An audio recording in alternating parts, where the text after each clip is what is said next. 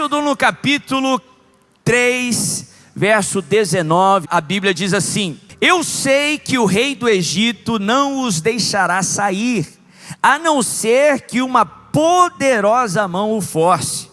Por isso estenderei a minha mão e ferirei os egípcios com todas as maravilhas que realizarei no meio deles. Depois disso, ele os deixará sair, e farei que os egípcios tenham boa vontade para com o povo, de modo que quando vocês saírem, não sairão de mãos vazias. Todas as israelitas pedirão às suas vizinhas e às suas mulheres que estiverem hospedando em casa objetos de prata e de ouro e roupas que vocês porão em seus filhos e em suas filhas, e assim vocês despojarão os egípcios. Olha que texto tremendo, que texto interessante. No último domingo, no domingo à noite, eu comecei a falar sobre prosperidade com propósito, e eu quero aproveitar nessa outra passagem e falar desse princípio bíblico, um princípio que é promessa para o reino de Deus, é promessa para o povo de Deus, que é a prosperidade com propósito. Sim, o nosso Deus é Deus de prosperidade. Interessante que no mundo aí fora não é politicamente correto um pastor falar sobre prosperidade. E eu já fui muito criticado por isso, a Fonte da Vida já foi muito criticada por isso. Quando nós falamos de bênção, só falam sobre bênção, só falam sobre prosperidade, sobre bênçãos materiais, e o pessoal sempre arruma alguma coisa para criticar. Eu sempre achei isso inusitado, que como ministro do Evangelho, como alguém que foi chamado para ministrar boas novas, qual que é a expectativa aí fora? Que a gente falasse sobre maldição, sobre miséria, sobre coisas ruins? Não, o Evangelho sim, ele nos ensina sobre bênção. A Bíblia fala que a bênção do Senhor enriquece e não traz consigo o quê? Dores. A Bíblia nos ensina que Deus sim é Deus de prosperidade. Salmo 35, verso 37, o salmista diz assim: glorificado seja o Senhor, que se compraz, que se deleita na prosperidade dos seus servos. Jeremias 29, 11 diz: eu é que sei que planos tenho a vosso respeito, diz o Senhor, planos para vos fazer... Fala comigo, prosperar. Mais forte, diga prosperar. Na Nova Versão Internacional diz: planos para vos fazer prosperar e planos para vos dar uma esperança e um futuro. Deus é Deus de prosperidade. Deus não criou o homem para viver aqui na terra na miséria. Pelo contrário, nós aprendemos que a miséria, a maldição, tudo aquilo que o ser humano experimenta hoje, foi fruto do pecado da humanidade.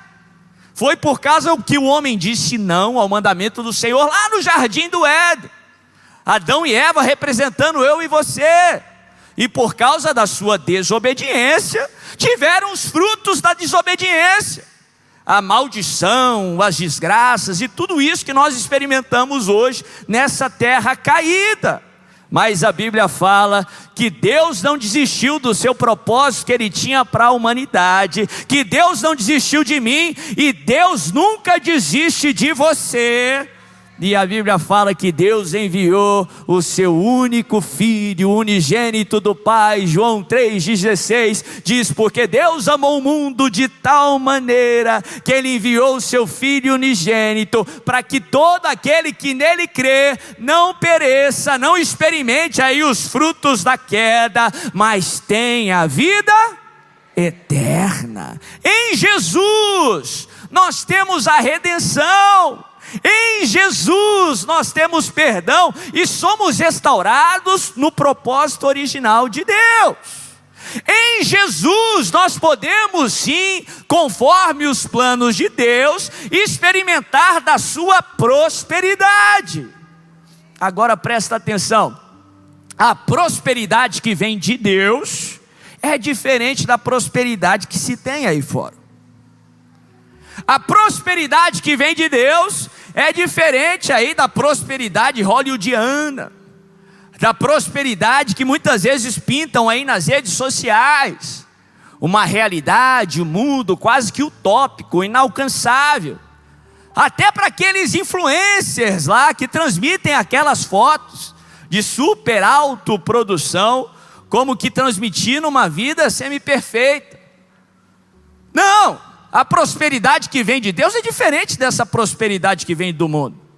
A prosperidade que vem de Deus não é só dinheiro. Eu, na minha caminhada, na minha vida, eu já vi muita gente milionária, talvez bilionária, mas são verdadeiros miseráveis. Tem muito dinheiro, mas conquistaram aquilo tudo às custas da família, às custas da saúde, às custas da alegria. É por isso que a gente, infelizmente, vê milionários, às vezes, cometendo suicídio, perdendo tudo. Tem tudo aparentemente, mas na verdade não tem nada. É o que Jesus sabe, mal sabem eles que são miseráveis, pobres, cegos e nus. Porque a prosperidade que vem de Deus não é só riqueza financeira. É riqueza financeira? Sim, a Bíblia nos promete isso. A Bíblia nos promete o suprimento de toda e qualquer necessidade, inclusive as necessidades financeiras. Deus nos promete abundância, inclusive na sua vida financeira. Quantos recebem? Diga amém. Diga eu creio. Mas a prosperidade que vem de Deus, talvez Malaquias ele coloca de uma maneira muito clara aqui para que nós possamos entender. Malaquias 3:10, a promessa sobre o dizimista é que Deus abriria as janelas dos céus e derramaria sobre as nossas vidas, sobre a sua vida, bênção sem... Então não é só financeira, senão seria limitada, teria medida. Deus quer que você seja próspero na sua vida financeira, que tenha abundância com a sua vida financeira, sim, mas Deus quer também que você seja próspero na sua saúde, em nome de Jesus. Deus quer que você seja próspero nas suas emoções, em nome de Jesus. Deus quer que você seja próspero nos seus relacionamentos, em nome de Jesus. Deus quer que você seja próspero em todas as áreas da sua vida. Mas presta atenção, a prosperidade que vem do mundo é uma prosperidade egoísta. E tem muita gente trazendo esse conceito para os altares, infelizmente. Muito pastor pregando uma prosperidade mundana na casa do Senhor. Como que se a prosperidade que vem de Deus fosse a prosperidade hollywoodiana, egoísta. Aí vem aquele que diz que Deus quer que você seja feliz, Deus quer que você tenha muito dinheiro, Deus quer que você vá bem na sua vida. Sim, isso tem um fundo de verdade. Talvez isso seja uma meia verdade. E o que é perigoso nisso, que toda meia verdade também é um meio engano. É meio. E muita gente aí acaba entrando em armadilhas através de meias verdades. Deus quer sim que você seja feliz, que você tenha vida e vida em abundância. Mas a Bíblia também nos ensina que Deus te colocou aqui na terra com um propósito. A Bíblia também nos ensina que a nossa vida é eterna. A maior parte da nossa vida não vai ser aqui nesse mundo caído. A maior parte da nossa vida vai ser na eternidade. Se fosse só para ser feliz, para ter vida em abundância, por que Deus ia deixar você aqui nesse mundo caído?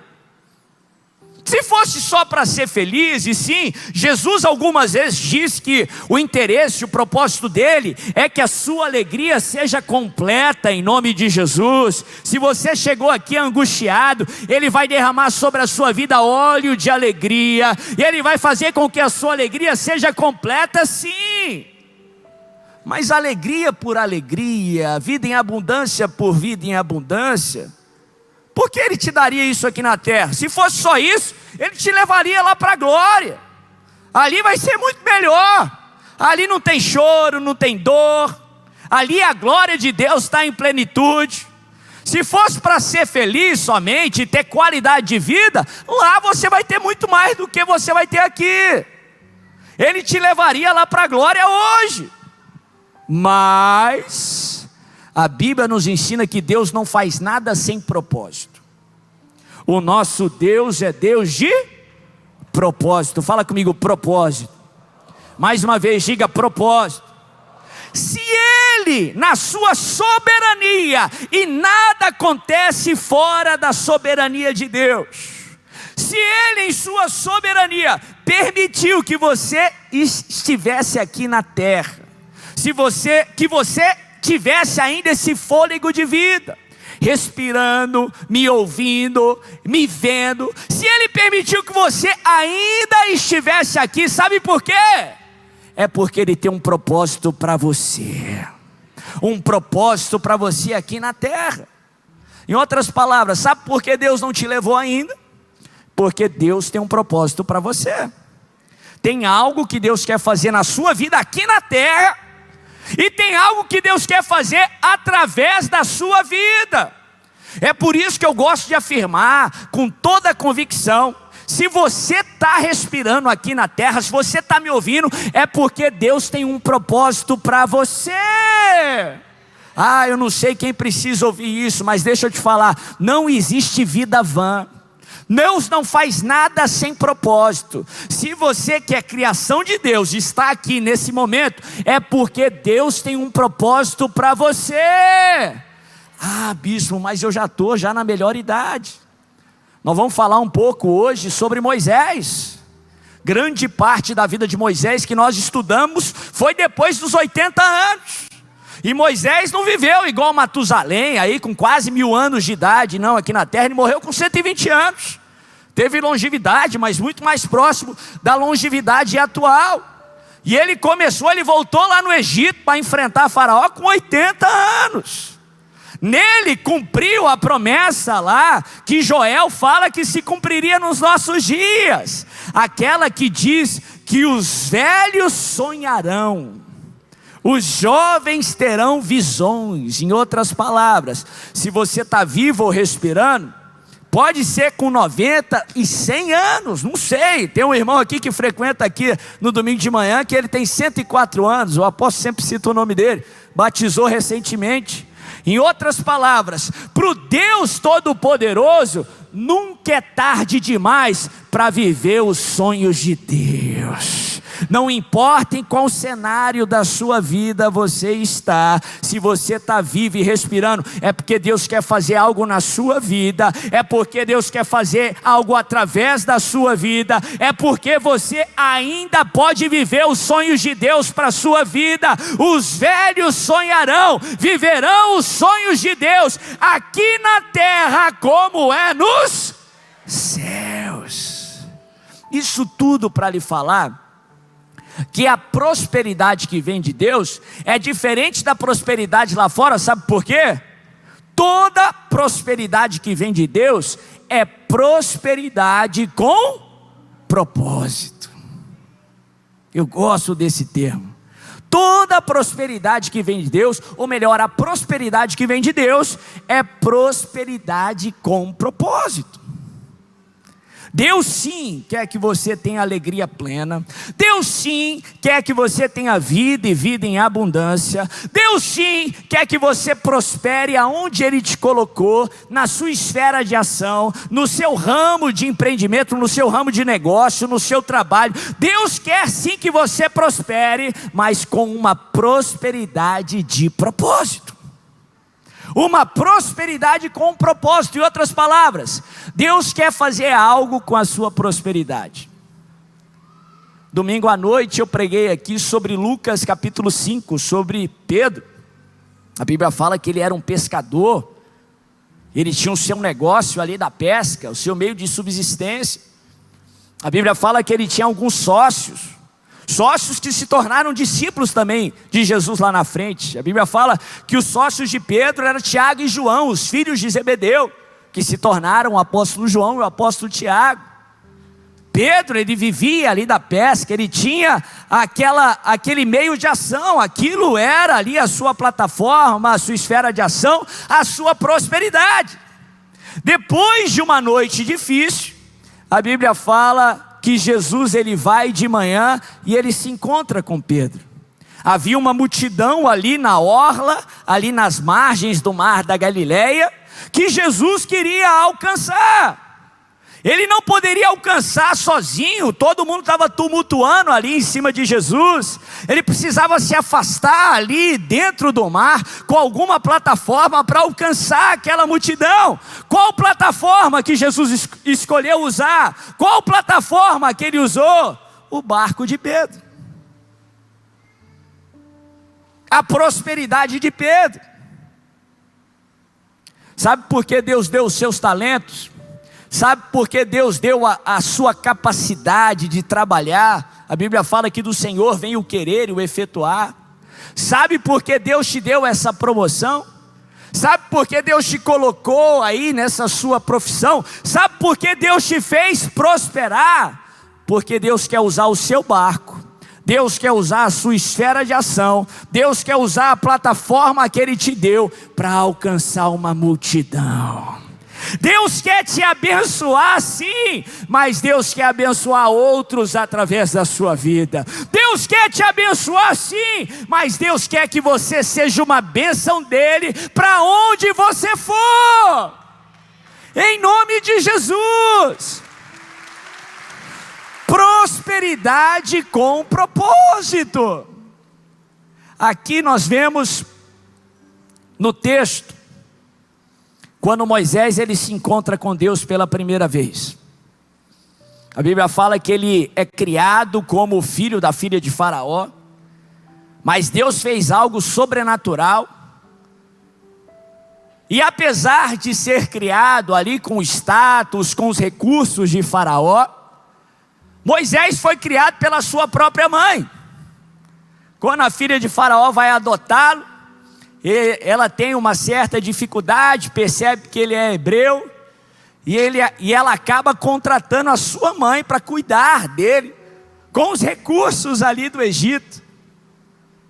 E desde o início da vida de Moisés, apesar das dificuldades, nós vemos a boa mão do Senhor o conduzindo, o sustentando, o guiando.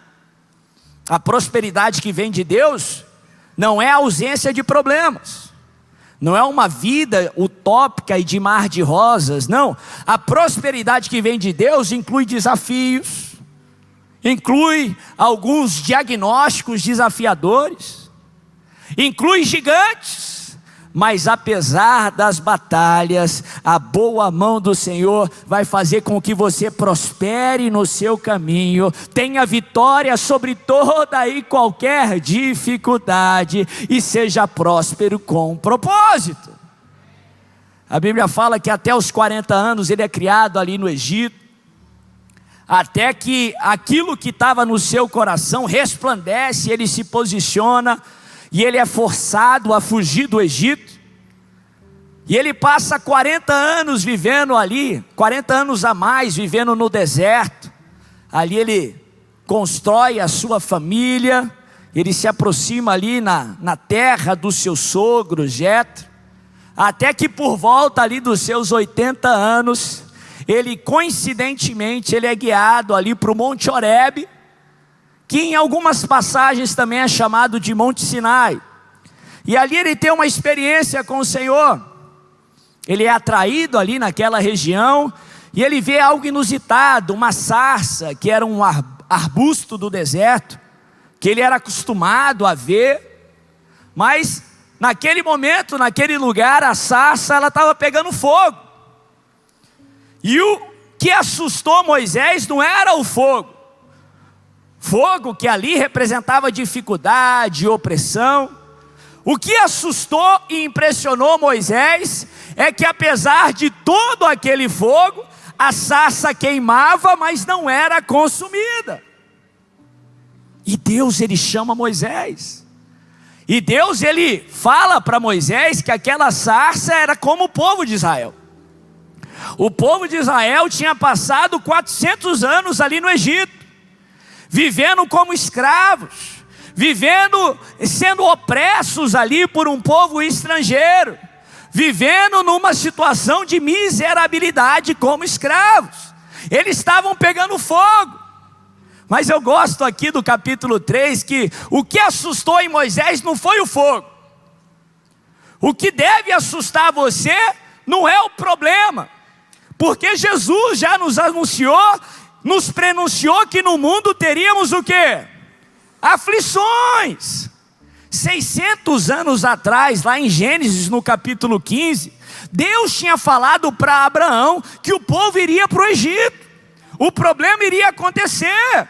O que impressionou Moisés não foi a dificuldade. O que impressionou Moisés é que apesar do fogo, a sarça não era consumida. Apesar do fogo, o povo de Israel permaneceu crescendo e florescendo, apesar da dificuldade. Meu irmão, sabe o que vai assustar o mundo em relação à sua vida? Não é que a sua vida não tem problema, não é que a sua vida é perfeita, como alguns aí na rede social pintam esse mundo utópico, não. O que vai impressionar o mundo, o que vai atrair o mundo para Deus, é que apesar do fogo, você permanece de pé. Apesar do fogo, você permanece florescendo. Apesar do fogo, a sarça não é consumida. E Deus, ele fala com Moisés. Moisés seria o libertador, uma figura de Jesus, o nosso libertador. Deus iria usar uma pessoa para libertar o povo da escravidão do Egito, como Deus usou uma pessoa, o próprio Deus que se tornou pessoa, que se fez carne, para nos libertar da escravidão do pecado. E ali naquela experiência, Deus, ele fala com Moisés, ele instrui Moisés sobre o que ele deveria fazer. Deus traz a direção, e Deus, ele promete, ele avisa Moisés o que iria acontecer. Ele diz assim, ó: Faraó vai te resistir, os egípcios irão te resistir, no mundo tereis o quê? Aflições. Mas ele diz: eu vou agir com mão poderosa em seu favor. Eu vou forçar Faraó te liberar, te libertar. E quando vocês saírem, vocês não sairão de mãos vazias. Deixa eu te dar essa palavra em nome de Jesus. Quando você sair desse problema, você não vai sair de mãos vazias em nome de Jesus. Quando você sair desse problema, quando você sair dessa batalha, você não vai sair como entrou em nome de Jesus. Você não vai sair pior do que entrou em nome de Jesus, mas você vai sair melhor do que entrou. No lugar da sua vergonha, tereis dupla honra. No lugar da sua afronta, exultareis com a herança que o Senhor vai derramar sobre a sua vida, em nome de Jesus. Deus diz assim: eu vou agir com mão poderosa sobre Faraó, e eu vou forçar Faraó a te libertar. Sim, até Faraó está sujeito à autoridade de Deus. Até Faraó está sujeito à autoridade de Deus. Até o diabo está sujeito à autoridade de Deus. Se Deus quiser, Ele usa até Faraó para te abençoar. Se Deus quiser, Ele usa até o sistema de Faraó para te abençoar. Aquele que queria te escravizar, aquele que queria te saquear, aquele que queria te amaldiçoar, Deus pode intervir na ação dele, e Deus pode forçá-lo a te abençoar, Deus pode forçá-lo a te promover, Deus pode forçá-lo a te beneficiar. E ele diz: mas quando você sair, você não vai sair de mãos vazias. As israelitas irão pedir para as egípcias das suas posses, dos seus bens, das suas riquezas. Olha que interessante. E dito e feito, lá em Êxodo no capítulo 12, depois que Deus agiu de maneira tão poderosa, os egípcios começaram a ter medo dos israelitas. E quando os israelitas vieram cumprir a promessa do Senhor, em obediência à direção do Senhor, as egípcias começaram a dar dos seus bens, das suas roupas, das suas joias, das suas riquezas. E houve ali, naquele texto, naquela circunstância, uma transferência de riqueza dos filhos do Egito para os filhos de Israel. A Bíblia nos ensina, lá em Ageu 2, no verso 8, que o ouro e a prata são do Senhor. É propósito de Deus uma transferência de riqueza dos filhos do Egito para os filhos de Israel, dos filhos das trevas para os filhos da luz, para aqueles que não são povo, daqueles que não são povo de Deus, para aqueles que são povo de Deus. E a Bíblia fala que naquele momento há uma transferência de riqueza. Quantos creem que pode haver uma transferência de riqueza? Quantos creem que o dono do ouro e da prata pode promover a maior transferência de riqueza que houve na história da humanidade, do Egito para Israel, dos filhos das trevas para o povo de Deus? Que a Bíblia fala que quando eles saem, eles despojam os egípcios, eles saem com muitos bens. A Bíblia fala que mais de 700 mil pessoas. E se você acompanhar a história, acontece algo muito interessante. O povo sai do Egito, Moisés liderando o povo, aqueles que tinham entrado no Egito, com mais ou menos 70 famílias, depois de 400 anos saem um povo numeroso, um povo forte, mais de 700 mil pessoas. O texto fala que Deus fez milagres do início ao fim. Se você acompanhar a trajetória, ali da saída do Egito até o Monte Sinai, para onde ele se direciona novamente, passam mais ou menos 3 meses, 700 mil pessoas ali no deserto, ali na península do Sinai. Eles chegam ali e a Bíblia fala que Deus ele vem se encontrar com o povo. Acontece uma série de acontecimentos. A glória de Deus vem ali sobre o monte. Deus fala com Moisés. Ali Deus fala para Moisés ali como o povo deveria se comportar. Ele dá a Moisés, ele dá ao povo através de Moisés a lei, os costumes, os hábitos que deveriam ser diferentes dos egípcios, nos quais eles estavam vivendo já há mais de 400 anos.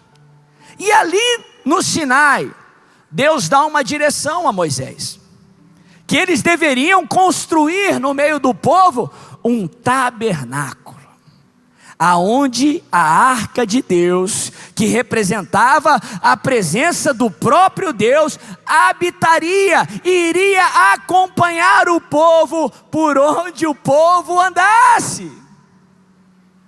Depois, se você continua lendo, lá em Êxodo no capítulo 25, a Bíblia fala que Deus dá uma instrução através de Moisés, para que eles pudessem construir o tabernáculo. E Deus iria usar o povo para construir o tabernáculo. E Deus dá uma instrução para que Moisés chamasse o povo e convidasse o povo a voluntariamente entregar das suas posses, das suas riquezas, das roupas, dos tecidos, das joias, para que eles pudessem construir um tabernáculo. E a Bíblia fala que foi construído lá em Êxodo 25, aquilo que chamamos, os estudiosos chamam de tabernáculo de Moisés. Era um tabernáculo diferente porque ele era móvel. Eles construíram de uma forma que dava para que ele fosse construído. Enquanto o povo estivesse em uma região, num local, os sacerdotes pudessem ali executar os seus ofícios, fazer o seu sacrifício. Ali era o centro da adoração, aquilo que lá na frente seria o templo ali em Jerusalém. Ali que o povo vinha para ter perdão dos pecados, para adorar e cultuar ao Senhor. Se você acompanhar no livro de Êxodo até o capítulo 40, se eu não estou enganado, e acompanhar a cronologia, demoram-se 2 anos mais ou menos, para que o tabernáculo seja finalizado. Depois o povo de Israel passa 40 anos no deserto. Uma geração inteira que tinha saído do Egito, boa parte dela faleceu. Uma outra geração assumiu ali o comando ali da nação. E eles foram conduzidos no final dos 40 anos para chegar na terra da promessa, para chegar em Canaã. E se nós nos aprofundarmos no texto, aquela riqueza dos egípcios, Deus usou para sustentar o povo durante aqueles 40 anos de deserto. A riqueza do Egito abençoou cada família de israelita que obedeceu a Deus e pediu ali para as egípcias das suas posses, e receberam ali dos seus mantimentos, das suas posses, das suas riquezas. Não só abençoou a família, mas abençoou a geração. Não só abençoou a geração, mas abençoou a próxima geração que também andou pelo deserto. A riqueza do egípcio, ou a riqueza do Egito, do povo egípcio, foi usada pelo Senhor para construir o tabernáculo do Senhor no deserto, para que a presença do Senhor se manifestasse no meio do povo de Israel. Sim, houve transferência de riqueza. Sim, o povo de Israel, através do Egito, o povo que queria prejudicar os israelitas, o povo que queria amaldiçoar os israelitas, mas através do Egito, o povo de Israel enriqueceu, e foi acumulado de prosperidade. Mas aquela riqueza, aquela prosperidade, não era para ser gastada de uma forma egoísta. Aquela prosperidade, aquela riqueza, não era sem propósito. Deus tinha um propósito. E aquela prosperidade abençoou o povo de Deus, abençoou uma família, abençoou as famílias em volta dela, e construiu o tabernáculo do Senhor no meio do povo. Por que eu estou falando isso?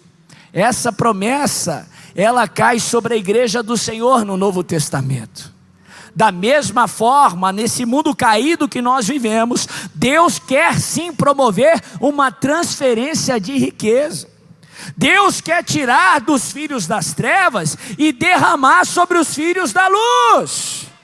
Mas essa riqueza e prosperidade, ela é com propósito. Fala comigo, prosperidade com propósito. Deus quer sim abençoar a sua família no meio dos desertos que você quer enfrentar. Deus quer proteger aquilo que você tem. Deus quer repreender o devorador. Mas não só isso, Deus quer derramar sobre o seu cálice uma bênção abundante, uma bênção transbordante, de tal modo que não só você é abençoado, mas o seu cálice vai transbordar e vai alcançar as famílias que estão em volta de você, vai alcançar os seus familiares, vai alcançar os seus vizinhos. Deus vai te abençoar tanto que a bênção da sua vida vai abençoar outras pessoas em nome de Jesus.